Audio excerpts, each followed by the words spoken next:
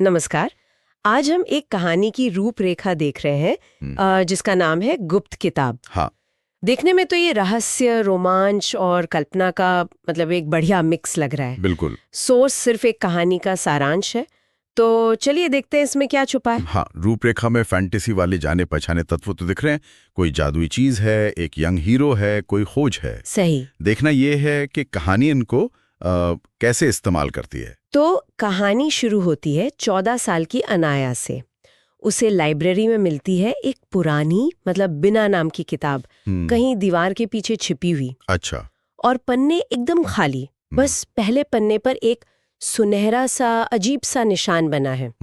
और फिर रात में उस निशान पर अक्षर चमकने लगते हैं जिन्हें सिर्फ अनाया पढ़ सकती है। अरे वाह, यहीं से कहानी में हुक आता है। ये चुने हुए व्यक्ति वाला एंगल, ये तो क्लासिक है, पाठक को फौरन खींच लेता है। बिल्कुल। और किताब का ऐसे रहस्यमयी तरीके से सामने आना, वो भी दिलचस्प है। हाँ, बहुत।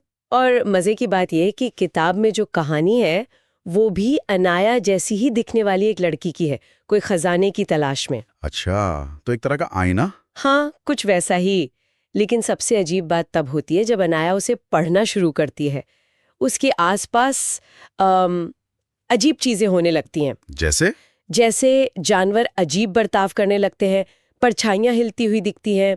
ऐसा लगता है मानो किताब की कहानी असल दुनिया में मतलब असर डाल रही हो। हाँ, ये बहुत दिलचस्प पहलू है। मतलब कहानी सिर्फ पन्नों पर नहीं है, वो बाहर निकल रही है। असल दुनिया और काल्पनिक दुनिया के बीच की लाइन वो धुंधली हो रही है। सही कहा। इससे कहानी और गहरी लगती है। बिल्कुल। और फिर ये रहस्य और बढ़ता है।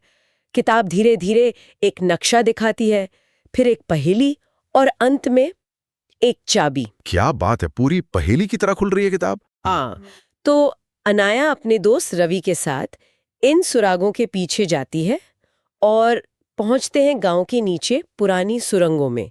एक भूला हुआ मंदिर भी मिलता है। तो एडवेंचर वाला पार्ट शुरू हो गया। हाँ, और साथ ही उन्हें अपने परिवार के बारे में कुछ गहरे राज पता चलते हैं जिनकी उन्हें भनक तक नहीं थी। परिवार का रहस्य। लेकिन एक और बात है, एक खतरा। काले कोट वाला कोई आदमी है जो लगातार उनका पीछा कर रहा है। अच्छा, तो यहाँ कहानी में टेंशन बढ़ रहा है दो तरफ से। एक तो ये निजी खोज है, परिवार का सच जानना। हाँ। और दूसरा ये भारी खतरा, पीछा करने वाला आदमी, वो शायद किताब या खजाने के पीछे। तो ये संघर्ष ये कहानी के बिल्कुल सेंटर में आ जाता है। हाँ, मतलब सवाल ये है कि क्या अनाया इस रहस्य को संभाल पाएगी, उसकी रक्षा कर पाएगी। बिल्कुल। इसी सब के बीच कहानी का एक मुख्य संदेश भी बताया गया है। वो है सच्ची ताकत रहस्यों में नहीं बल्कि सच को समझदारी से अपनाने में होती है।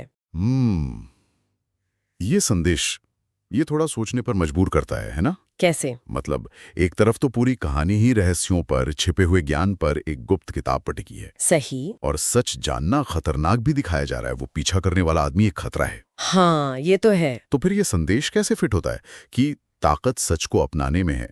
क्या समझदारी से अपनाने का मतलब ये है कि कौन सा सच कब बताना है, या शायद कुछ सच छुपाना ही समझदारी है?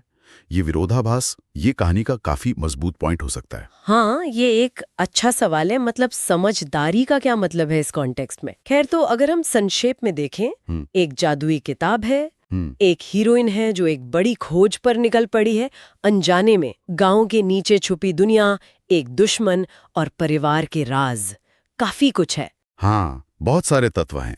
और इस रूपरेखा को देखकर एक सवाल जो मेरे मन में आ रहा है वो ये है कि इतनी शक्तिशाली किताब और उससे जुड़े खतरे, इनको देखते हुए उस ज्ञान को संभालने की असली कीमत क्या होगी? सही बात है। भले ही कोई सच को समझदारी से अपनाने की कोशिश करे, क्या वो कीमत चुकाने को तैयार होगा? कहानी इस तनाव को कैसे दिखाएगी? मतलब ज्ञान की ताकत और उसका जोखिम, इसके बीच का बैलेंस। ये देखना वाकई दिलचस्प होगा कि कहानी इस सवाल का जवाब कैसे देती है।